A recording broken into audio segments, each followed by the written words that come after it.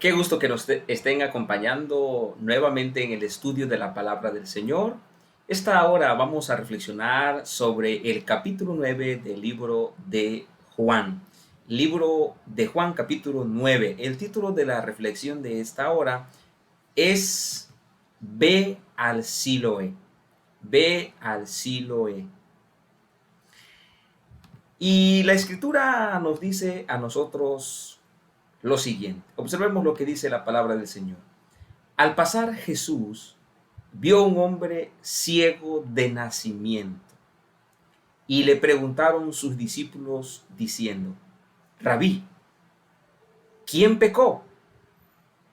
¿Este o sus padres para que haya nacido ciego? Respondió Jesús: no es que pecó este ni sus padres, sino que las obras de Dios se manifiesten en él. Y la Biblia continúa diciendo: dicho esto, escupió en la tierra e hizo lodo con la saliva y untó con el lodo los ojos del ciego y le dijo: ve a lavarte al estanque de Siloé, que traducido es enviado. Fue entonces y se lavó y regresó viendo. Entonces los vecinos y los que antes le habían visto que era ciego decían: ¿no es este el que se sentaba y mendigaba? Unos decían: él es, y otros: a él se parece. Él decía: yo soy. Y le dijeron: ¿cómo te fueron abiertos los ojos? Respondió él y dijo: aquel hombre que se llama Jesús hizo lodo, me untó en los ojos y me dijo: ve al Siloé y lávate. Y fui y me lavé y recibí la vista. Entonces le dijeron: ¿dónde está él? Él dijo: no sé. Versículo 35. Hoy oyó Jesús que le habían expulsado y hallándole le dijo: ¿Crees tú en el Hijo de Dios? Respondió él y dijo: ¿quién es, Señor? ¿Quién es, Señor, para que crea en él? Le dijo Jesús: pues le has visto, y el que habla contigo, él es. El versículo 38 dice algo extraordinario, y él dijo: creo, Señor, y le adoró. Y le adoró. Qué extraordinaria historia vamos a analizar en esta hora. Ciego de nacimiento. La Biblia dice que era ciego de nacimiento. En el cercano oriente, la ceguera todavía sigue siendo común y se debe a diversas causas, especialmente a la tracoma. Es interesante, mis queridos hermanos, es muy, pero muy interesante que la Biblia, los evangelios mencionan como único este mal que tenía este hombre. O sea, es el único de los milagros del mal que menciona que había tenido este hombre de nacimiento. Es el único del que se destaca que el mal había existido de nacimiento. Ahora, el versículo 2 plantea una pregunta: ¿quién pecó? ¿Quién pecó? ¿Quién pecó? Ahora, ¿por qué los discípulos están preocupados por quién pecó? ¿Por qué los discípulos están preocupados por quién pecó? ¿Por qué los discípulos están preocupados por quién pecó? Familia, los judíos enseñaban que los sufrimientos de esta vida eran castigos divinos por los pecados. De acuerdo con el Talmud, no hay muerte sin pecado y no hay sufrimiento sin iniquidad. Por eso es que los discípulos están súper preocupados. Están súper preocupados. ¿Quién pecó? O sea, si él nació ciego, o sea, alguien tuvo que haber pecado. O pecó él, o pecaron sus padres, pero nadie, absolutamente nadie, de la nada se puede enfermar. Vean el pensamiento que corría entre los judíos, entre los creyentes de manera especial. Y la Misná decía, un enfermo no sana de su enfermedad hasta que no le hayan sido perdonados todos sus pecados. Los rabinos también enseñaban que Dios se encargaba de que el pecado fuera castigado de acuerdo con la regla medida por medida. E incluso, eso es extraordinario, mis amados, de esta regla se dan varios ejemplos en la Misná. En la medida con que un hombre mide, él es medido a su vez. O sea, que por eso los discípulos están muy preocupados. Dinos quién pecó. ¿Quién pecó? ¿Este o sus padres? Pero alguien tuvo que haber pecado. Vean lo que se enseñaba en ese tiempo y también después del tiempo de Jesús. Observemos algunos ejemplos de esto. Sansón fue en pos de sus ojos. Sansón fue en pos de sus ojos. Los filisteos le sacaron los ojos. Otro ejemplo, Absalón se gloriaba de su cabello. Por eso fue colgado de su cabello. Es súper extraordinario cómo es que estos hombres tenían sus enseñanzas, sus tradiciones para tratar de explicar las enfermedades. De hecho, hay más sobre Absalón, dos cositas más sobre Absalón. Y debido a que cohabitó con las 10 concubinas de su padre, fue atravesado con 10 lanzas. Y debido a que robó 3 corazones, el corazón de su padre, el corazón del tribunal de justicia y el corazón de Israel, por lo tanto, 3 dardos lo traspasaron. Es sumamente extraordinario. A la pregunta de quién pecó, Jesús, por supuesto, no se pone a explicarle cuál es la razón. Jesús va a solucionar el problema. Jesús va a solucionar el problema. Los judíos sostenían que cada pecado acarreaba su castigo peculiar y creían que era posible determinar, por lo menos en ciertos casos, la culpa de un hombre por la naturaleza de su sufrimiento. Qué extraordinario descubrimiento estamos presentando a ustedes sobre este versículo 2 a la pregunta ¿quién pecó? ¿Quién pecó? Ahora, ¿pecó este? ¿Pecó este? ¿Quién pecó? Dinos por favor, ¿quién pecó? ¿No pecó él? ¿Pecaron sus padres? Ellos estaban preocupados si también habían pecado sus padres, porque Éxodo 25 dice la maldad de los padres sobre los hijos hasta la tercera y cuarta generación de los que aborrecen a Dios. ¿Saben algo?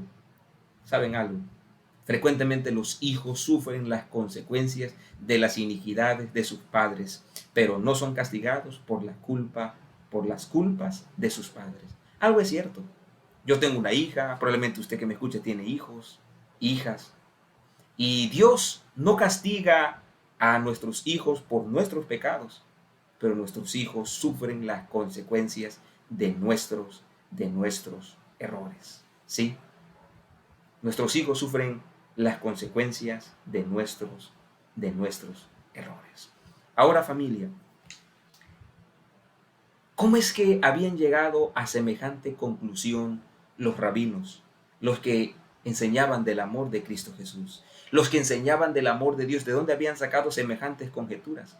El deseado de todas las gentes, en la página 436, dice lo siguiente: habían recibido de Satanás su filosofía errónea. ¿Qué? habían recibido de Satanás su filosofía errónea en cuanto al sufrimiento. Pues el autor del pecado y de todos sus resultados había inducido a los hombres a considerar la enfermedad y la muerte como procedentes de Dios, como un castigo arbitrariamente infligido por causa del pecado.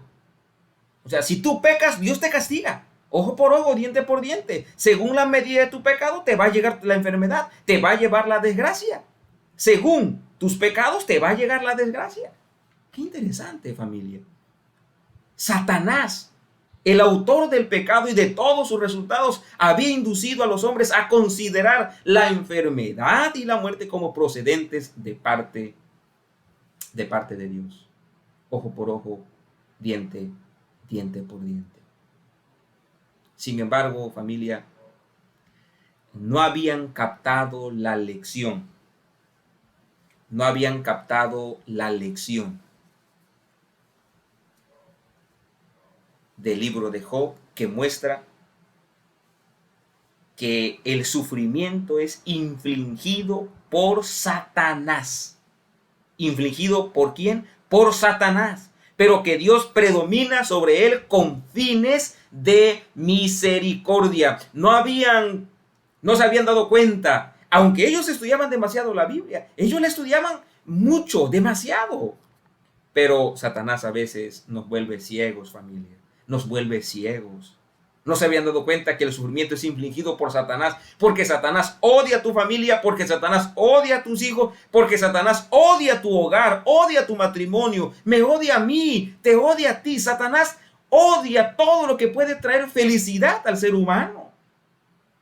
Afortunadamente, gloria a Cristo Jesús, Dios predomina sobre Satanás y todo su mal que quiere hacer al ser humano con fines de misericordia. Afortunadamente, mis queridos hermanos, afortunadamente, oh gloria a Cristo Jesús, Dios predomina sobre Satanás y todo lo que él quiere hacer.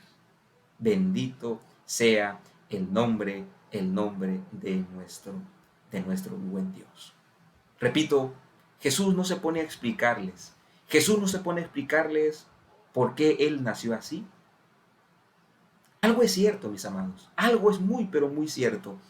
Para aquellos que le aman, Dios hace que todas las cosas, incluso las aflicciones enviadas por el enemigo, porque Dios no envía desgracias para nosotros,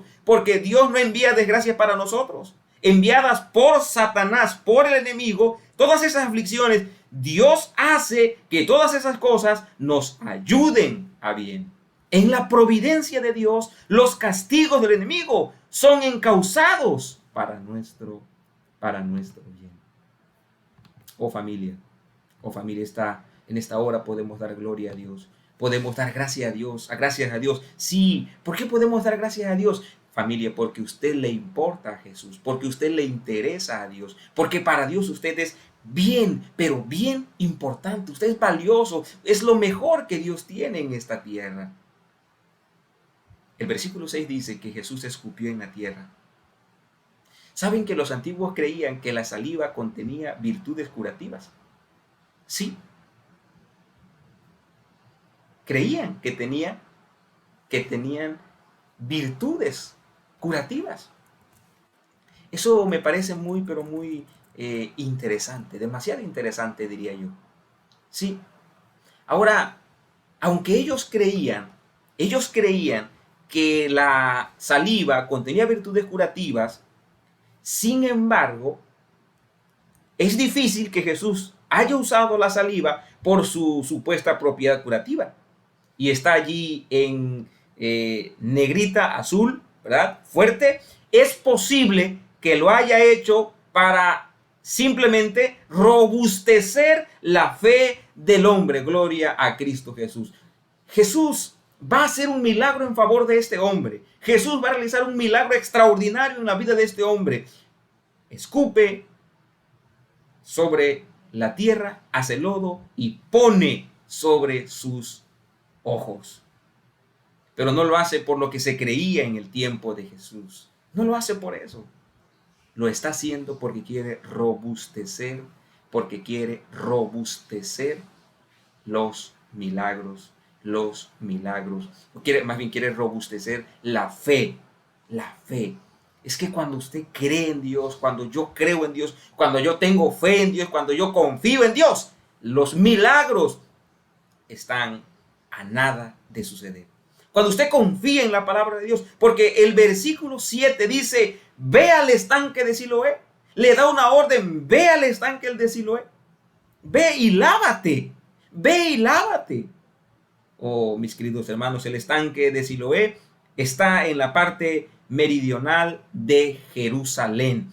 Pero, ¿de dónde surge el estanque de Siloé? ¿De dónde surge el estanque de Siloé? En esta hora quisiera presentarles un poco de historia de lo que la arqueología ha descubierto sobre el estanque de Siloé. Nosotros solo escuchamos el estanque de Siloé, pero el estanque de Siloé tiene su historia. Es un lugar real, es un lugar real. Permítanme entonces contarle un poquito, abriendo un paréntesis muy pero muy importante para seguir comprendiendo un poco de la historia y cómo es que este estanque es una realidad y cómo surgió este estanque. Miren, después de tomar Laquis, Sennacherib, ¿ustedes se acuerdan? Nosotros vamos al Antiguo Testamento. Sennacherib piensa en atacar a Ezequías en Jerusalén. Sí. Sennacherib, el rey de los asirios, piensa atacar a Jerusalén. Y aquí es donde Dios interviene por medio de un milagro extraordinario. De un milagro extraordinario. Ahora, los enemigos llegaban y sitiaban las ciudades. La única forma de soportar un sitio tenía que ver con tener agua abundante y con tener comida abundante. Es allí donde Ezequías excava un túnel para salvar a Jerusalén. Y a esa excavación se le llama el túnel de Siloé. Sí, él hace una excavación para poder tener agua dentro de Jerusalén y así sobrevivir al sitio, al ataque que le van a hacer los asirios. Y miren por favor un poquito esta imagen. Aquí se ve de dónde empiezan a escarbar. Allí donde está la primera línea, manantial de Gión. Desde allí hasta donde está la otra flecha que dice estanque de Siloé. De esa distancia van a escarbar para encontrar agua y así poder sobrevivir al sitio. Ahora, ese túnel de Ezequías fue descubierto por el erudito y explorador bíblico norteamericano Edward Robinson a mediados del siglo XIX. Lo que estamos diciendo entonces, mis amados, es que ese estanque de Siloé es real, es una realidad. Y la arqueología en este sentido nos ayuda de una manera extraordinaria para poder descubrir un poquito más. ¿Dónde encontramos nosotros referencia a esta excavación que encontramos en Juan capítulo 9? Las encontramos en Segunda de Reyes capítulo 20, versículo 20 y Crónicas 32, 2 y 3 y versículo 30. Aquí encontramos que Ezequías construyó el túnel para proveer a Jerusalén con una fuente segura de agua frente al posible asedio asirio que conduciría al el rey Sennacherib.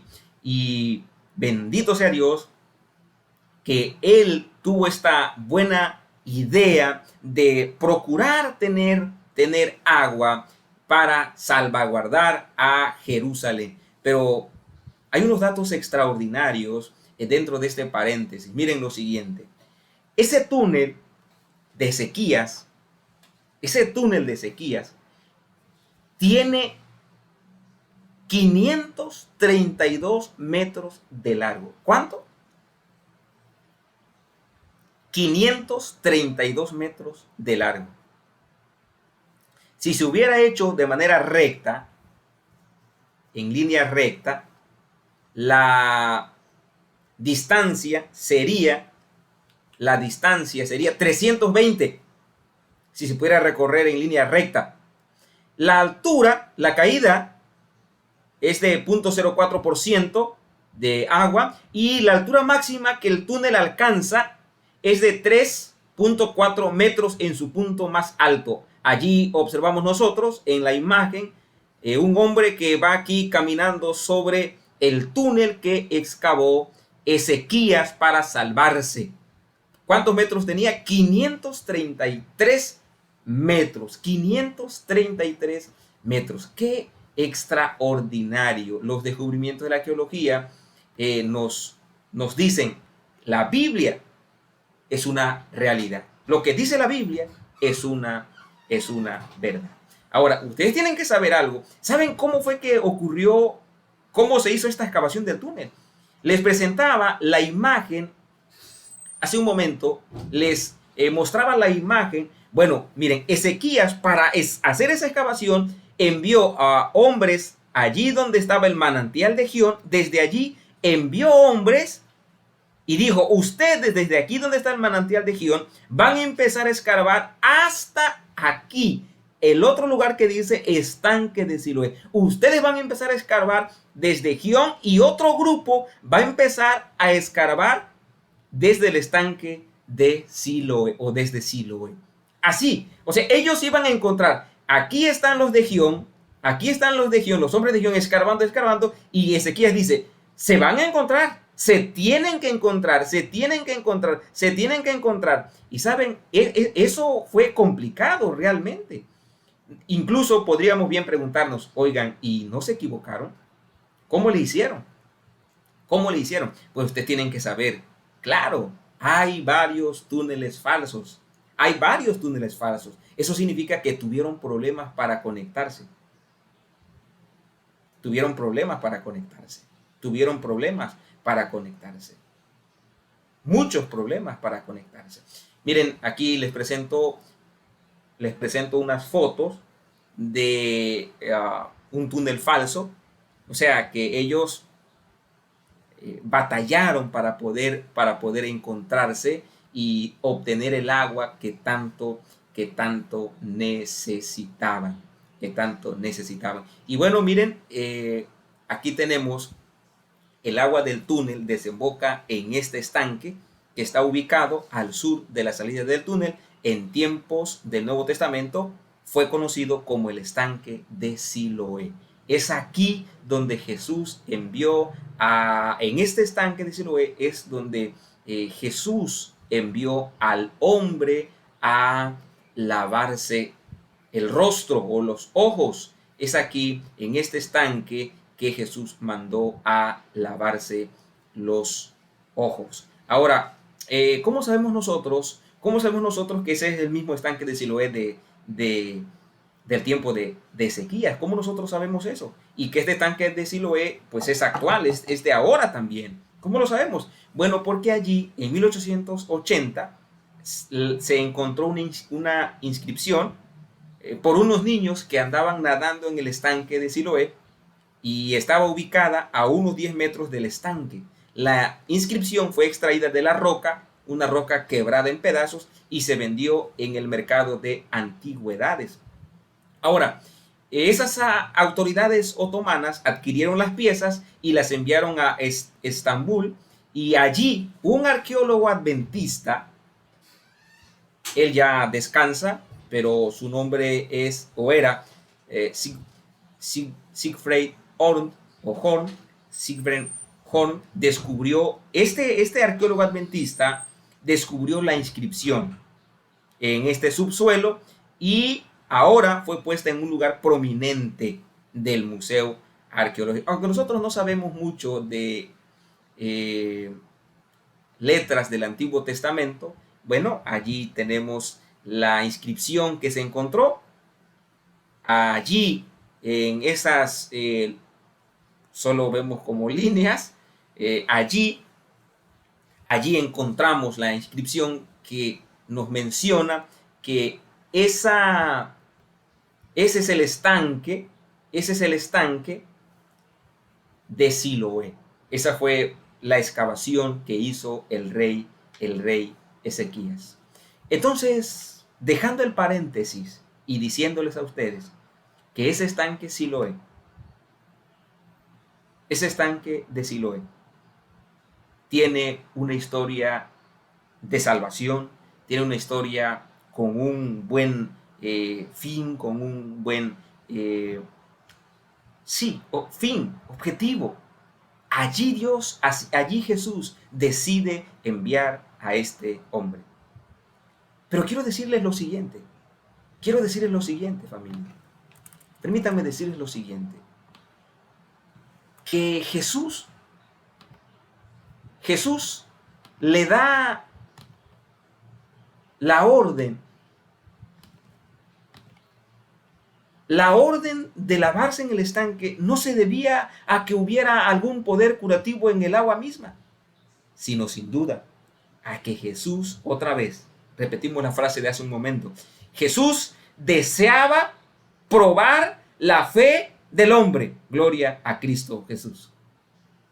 En el agua, así como en la saliva, ni en la tierra, ni en el lodo había un milagro. El milagro se iba a realizar, gloria a Cristo Jesús, el milagro se iba a realizar por la fe que el hombre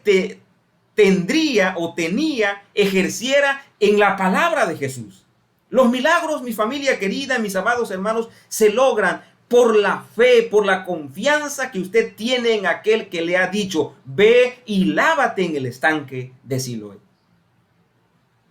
¿Por qué tengo que ir al estanque de Siloé?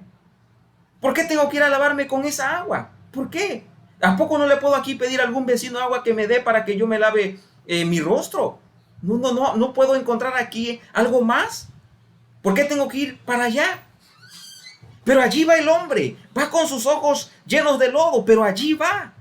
Gloria a Cristo Jesús. Va caminando, va buscando el estanque. Gloria a Cristo Jesús, familia. Siempre que nosotros le hagamos caso a la palabra del Señor, van a ocurrir milagros extraordinarios, bendito sea Dios. Siempre que nosotros hagamos cosas extraordinarias, o sea, es el resultado de la fe que nosotros tuvimos en la palabra de Dios, en lo que Jesús nos ha dicho.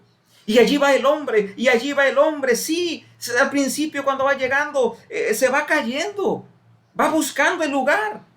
Probablemente más de alguno le ayudó. Pero llega y se empieza a lavar su rostro,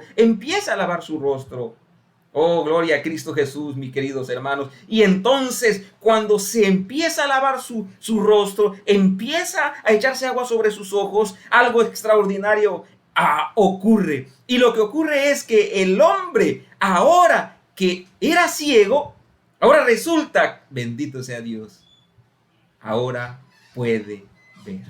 Ahora puede ver. ¿Te imaginas la alegría que hubo en el corazón de este hombre? ¿Te imaginas la alegría que hubo en el corazón de este hombre? Salió gritando del estanque. Dejó ese lugar gritando, puedo ver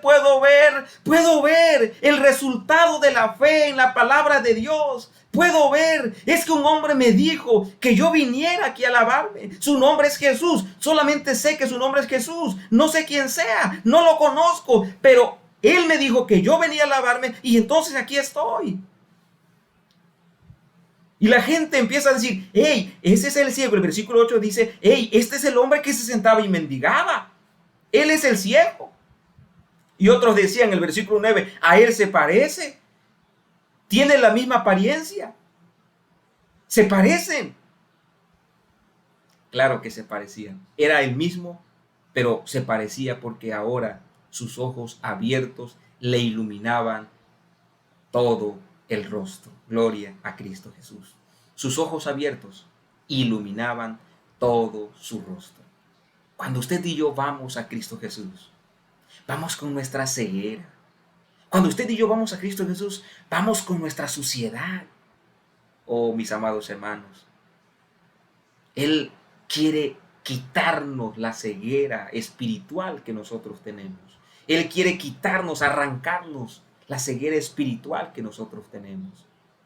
Por eso es que muchos dirán, se parece, Él era. Yo soy, dijo el ciego, yo soy, yo soy, yo soy.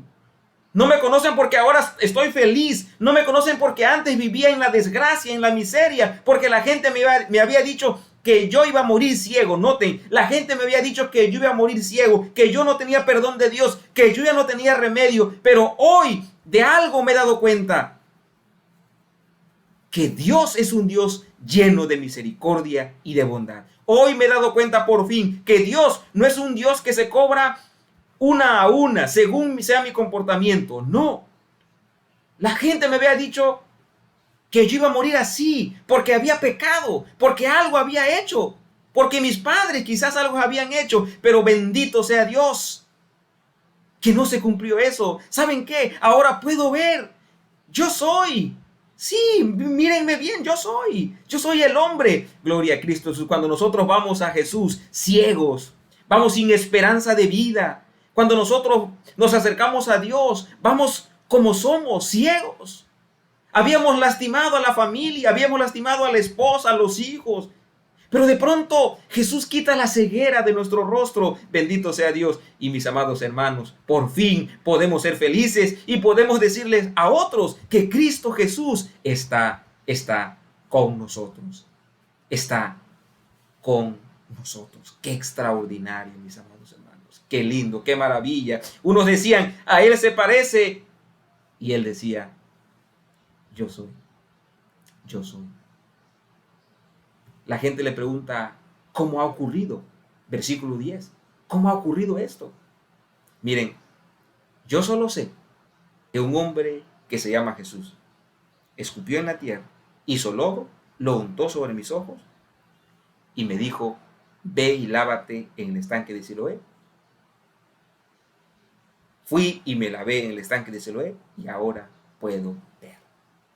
¿Y sabes cómo se llama? Sí, se llama Jesús. Lo único que sé es que se llama Jesús. El ciego no sabía que Jesús era el Mesías. El ciego no sabía que Jesús era el Mesías. Nunca había visto a Jesús. Nunca había visto a Jesús. Y la gente entonces le preguntó, ¿dónde está Jesús? ¿Dónde está el que hizo el milagro? ¿Dónde está el que hizo el milagro? ¿Dónde está el que hizo el milagro? ¿Dónde está? Yo no sé dónde está. Yo no lo conozco, yo no lo he visto. Lo que yo sí sé algo, que yo era ciego y ahora veo. Los versículos siguientes, familia, dice que expulsaron a este hombre. Los fariseos expulsaron a este hombre, sí, lo expulsaron.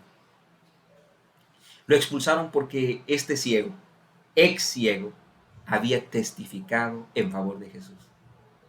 Y los fariseos habían dicho, si alguien hablaba en favor de Jesús, tenía que ser expulsado de la sinagoga. Así que los fariseos, al ver que este hombre está testificando del amor de Jesús, de la gracia maravillosa de Dios, le dicen, ¿sabes qué? Tú tienes que ser expulsado. Tú no puedes estar en esta sinagoga.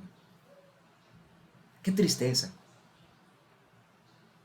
A veces cuando nosotros nos acercamos a Dios, cuando nosotros buscamos más a Dios, a veces nuestra familia es usada por Satanás para tentarnos, para hacernos caer, para hacernos que nosotros flaquemos. Pero aquí ocurre algo extraordinario, mi familia. Aquí ocurre algo extraordinario y yo doy gloria a Cristo Jesús. Aquí va a ocurrir algo extraordinario, familia, y usted dé gloria a Cristo Jesús. El versículo 35 dice la Biblia que Jesús lo halló. El hombre había sido expulsado de la sinagoga y Jesús lo halló. Sí, gloria a Dios. El buen pastor de Juan capítulo 10, versículo 11, lo encontró, lo halló, como una oveja perdida, una oveja expulsada. Jesús sabía lo que había ocurrido, sabía que lo habían expulsado. Ahora Jesús va a buscar a su oveja perdida. Gloria a Cristo Jesús. Cuando tú te sientes desanimado porque tu familia te rechaza, cuando tú te sientes desanimado porque tu familia no te acepta, cuando tú te sientes rechazado porque las cosas no salen como tú quieres, cuando todo mundo te juzga, cuando todo mundo te critica, cuando nadie te habla, hay un pastor que se llama Jesús de Nazaret que sale a buscarte porque tú eres su oveja, porque te ama, porque quiere salvarte. La Biblia dice que Jesús lo halló. Versículo 35. Jesús lo halló. Sí, el buen pastor halla a la oveja perdida que los pastores de Israel habían expulsado. Jesús nunca está lejos de los que están dispuestos a recibir la influencia divina. Jesús nunca está lejos de aquellos que están dispuestos a recibir la influencia divina. Oh, bendito sea el nombre de Dios. Y Jesús le hace una pregunta extraordinaria. ¿Crees tú en el Hijo de Dios? ¿Crees tú en el Hijo del Hombre? ¿Crees tú en el Hijo del Hombre? ¿Quién es? ¿Crees tú en el Mesías? ¿Quién es? Yo no sé quién es. Para que yo crea en Él, yo necesito saber quién es. Oh, mis amados hermanos, y Jesús le dice, yo soy, yo soy, yo soy, yo soy el Mesías. Yo soy el Mesías. El versículo 36. ¿Quién es para que yo crea? ¿Quién es para que yo crea? Y Jesús le dijo, yo soy. Yo soy. Usted se imagina cuán emocionado debe haberse sentido al contemplar este hombre, la faz, el rostro, no solamente de sus padres. Cuán emocionado se habrá sentido este hombre al contemplar el rostro de Cristo Jesús. ¿Se imagina usted cómo se habrá sentido este hombre cuando vio el rostro de Cristo Jesús? Oh, mi familia querida. El hombre había dicho, ¿quién es para que crea en él? El hombre estaba dispuesto a creer en el Mesías. El hombre estaba dispuesto a creer en el Mesías. Por eso le preguntó, dime quién es. Dime quién es. ¿Saben algo? Hay muchas personas allá afuera. Muchas personas de nuestra familia, de nuestros amigos, de nuestros conocidos, que están esperando que nosotros le digamos quién es el Mesías para que ellos puedan creer. Porque Dios no solamente quiere quitar tu ceguera y mi ceguera, quiere quitar la ceguera de tus amigos, pero ellos no saben quién es. Por eso tú y yo también tenemos que decir que Jesús es el Mesías. Él le dice, yo soy, yo soy. Oh, mis amados hermanos, y la Biblia dice que él creyó en Jesús, creyó en Jesús, creyó en Jesús. Sí, mis amados hermanos. Creyó en Jesús. Y la Biblia dice, y le adoró. Y le adoró. Aquí hay algo sorprendente y extraordinario. El hombre decide adorar a Jesús.